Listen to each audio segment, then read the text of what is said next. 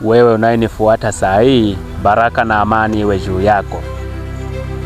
Sasa nataka nikuonyeshe hila au ujanja nataka kuwezesha kuishi na kila mtu zozote vile alivyo.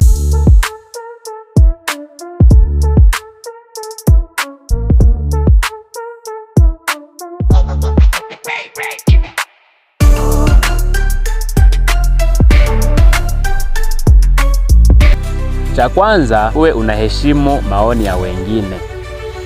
Sasa watu wengi unakuta jinsi wanavyoona vitu vyao wanataka iwe hivyo hivyo tu, na wakasahau ya kwamba kila mtu ana fikra zake, kila mtu ana maoni yake. Inabidi sasa uwe unakubali maoni ya wengine, ila tu usiyaamini. Cha pili, sikiliza zaidi kuliko kuzungumza. Watu wengi wanashindwa sana, ukakuta anapofika mahali popote pale anaanza kuzungumza, anaanza kuongea kwake, badala ya kuja usikilize kwanza, usikie kitu anachoongelea, halafu wewe uweze kueleza maoni yako. Au mtu akakuta anaingia katika jamii fulani akaanza kuonyesha tabia zake, inabidi sasa uanze kuzihifadhi na usionyeshe tabia zako haraka. Kisha tatu, zungumza kwa upole. Inabidi uzungumze maneno mazuri, punguze migogoro, michuano na kadhalika. Usiwe yule mtu anayependa kuchuana.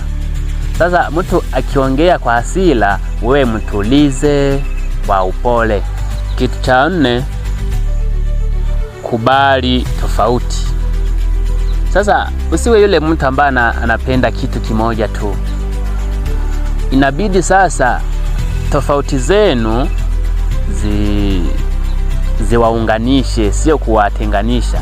Sasa utofauti wetu, tuseme utofauti wa kimwili, utofauti wa kirangi, utofauti wa kinchi, tofauti wa kitabia au tofauti zingine, inabidi sasa tofauti ziwasongeshe mbele, si ziwatume mchukiane.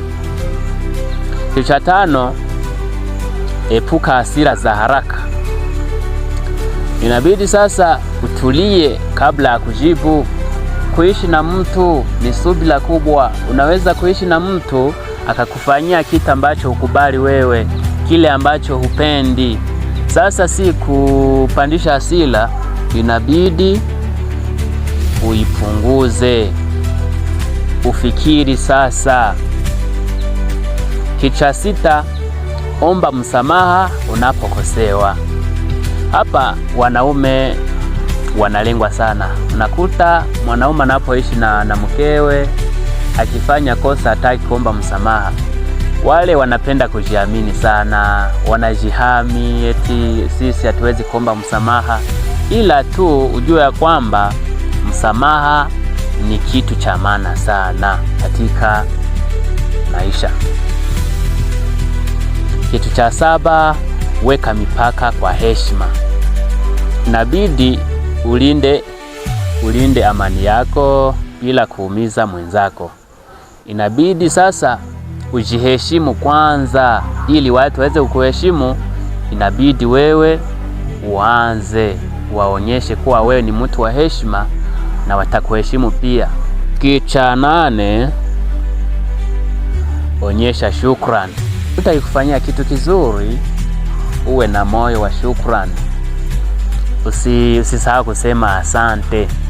Watu wengi unamfanyia kitu, unamfanyia wema, unamulisha au unampa rifti na anaondoka zake bila hata kushukuru. Hiyo ni tabia mbaya sana. Inabidi sasa uwe unaonyesha shukrani zako. Usiwe kama punda ambaye shukrani zake ni mateke. Kitu cha 9, usipende kushinda kila hoja. kila kitu sipende kukigombania. Sasa unakuta mtu kila kitu anachoongea naye anatoa maoni yake. Inabidi sasa mara nyingi uwe unatulia, uwe unakaa kimya, ukimya wako kuheshimishi. Sio kila mbwa anayebweka anastahili kupigwa jiwe. Hapana. Sasa utakapopiga jiwe kila mbwa anayebweka, utakuta safari yake itakuwa ndefu sana. Kitu cha mwisho ambacho ni kitu cha 10, kuwa na subira. Subira yavuta heri. Na uwe na moyo mkunjufu. Mtu akikufanya hivi, umusubiri kabisa. Umusubiri, anaweza kujikosoa. Kama umependa video hii, usisite kuweka like yako, na kama we ni mpya katika channel hii, inabidi sasa ufanye subscribe na usisahau kufanya share, ugawe katika watu wengine, ili nao waweze kupata masomo haya na tuweze kupanua familia iwe pana sana. Kingine, ukiwa na swali au kutaka mada fulani tunaweza kuizungumzia, tafadhali uweke katika kisanduku cha maoni. Mimi sina budi ya kuweza kuyasoma ili tuweze kusonga mbele pamoja, si kiuchumi tu, kitabia na kiafya. Asanteni.